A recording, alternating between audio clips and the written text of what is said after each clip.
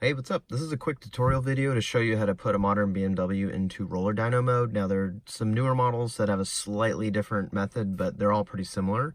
I did find one for this car that has the identical procedure, but it was on a German car.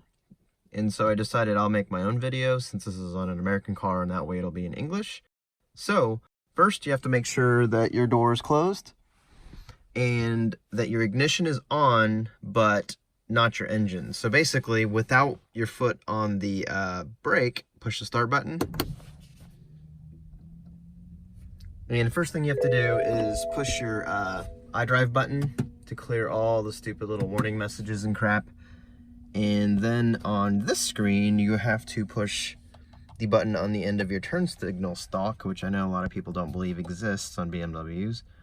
So see how it says TPM malfunction? That's because the winter set I'm using doesn't have TPMS sensors. So you just push the button to clear it. If you have any more of those, you just keep pushing it until they're all cleared. So now we're ready to go. So you push this button down here. This is your trip odometer reset, and then you hold it.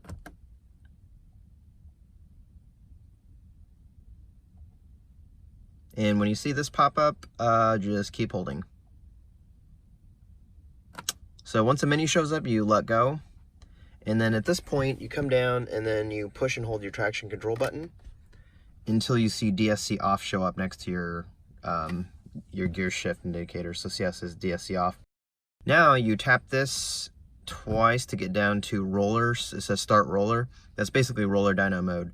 And now that it's on there and the car's in DSC off mode, you push and hold this button and then let go. So now it's basically confirming, it says ESC off, which we already did that, so basically you push it again to confirm.